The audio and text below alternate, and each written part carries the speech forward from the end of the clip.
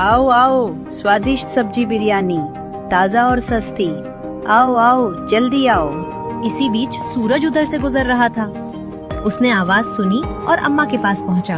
अरे अम्मा, ये कैसी बिरयानी बेच रही हो तुम? अरे बेटा, ये अनोखी बिरयानी है, सब्जियों से बनी हुई। चखोगे क्या? नहीं नहीं, रहने दो। मुझे खुद भी अपना चिकन बिरयानी का ठेला शुरू करना है। मैं चलता हूँ। वो बिना चखे वहाँ से चला गया। सूरज ने अपना ठेला शुरू किया, पर आधा घंटा बीत गया, फिर 1 घंटा, फिर 1.5 घंटा, कोई ग्राहक नहीं आया। आज ऐसा क्यों हो रहा है? अब तक तो आधा पतेला खत्म हो जाता था। तभी उसका एक पुराना ग्राहक वहाँ से गुजरा।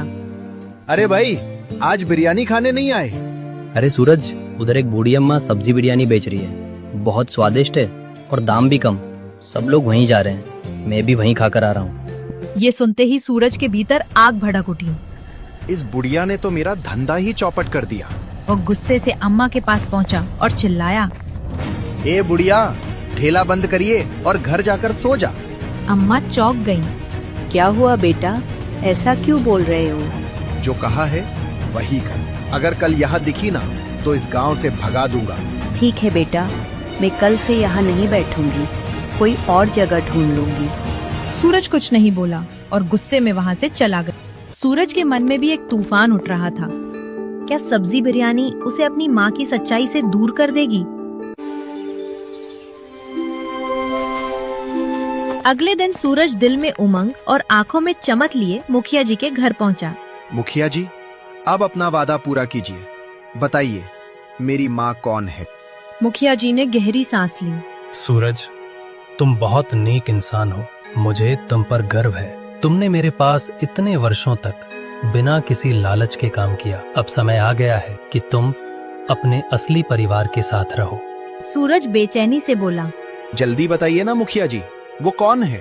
अब सब्र नहीं होता। तुम्हारी माँ हमारे ही गांव में रहती है। उनका नाम है कमला। वही बुजुर्ग महिला जो सब्जियां बेचती है। सूरज के पैरों तले जमीन खिसक गई। कमला अम्मा, मैंने कल ही तो उनसे बदतमीजी की थी। उसकी आंखों में आंसू भर आए। धन्यवाद मुखिया जी, आपका बहुत बहुत शुक्रिया। कहते हुए वो दौड़ पड़ा। वो अम्मा के घर पहुंचा, लेकिन दरवाजा बंद था। उसे लगा माँ बिरयानी बेचने गई होगी। वो उनके ठिकाने पर भागा, पर वहाँ भी नहीं मिली। बेचैनी बढ़ रही थी। तभी एक औरत सब्जी लिए जा रही थी। बहन, ये सब्जियां किससे ली? ये तो मैं कमला अम्मा से खरीद कर लाई हूँ। सूरज बिजली की तरह दौड़ पड़ा।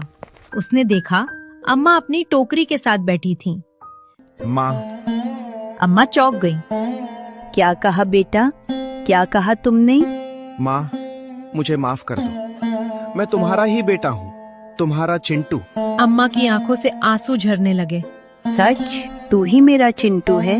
मुझे लगा था वो खो गया। सूरज ने सब कुछ बता दिया।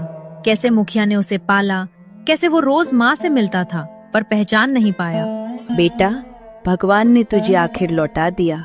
माँ, आज से हम दोनों साथ रहेंगे और कल से हम दोनों मिलकर सब्जी बिरयानी बेचेंगे। तुम बनाओगी, मैं ठेला चलाऊंगा। अरे वाह, मेरा बेटा अब सब्जी बिरयानी बेचेगा। माँ, सब्जी बिरयानी ने ही तो मुझे तुमसे मिलवाया है। उस दिन के बाद गांव में एक नया ठेला लगा। कमला अम्मा और उनके बेटे सूरज की सब्जी बिरयानी, प्यार का असली स्वाद।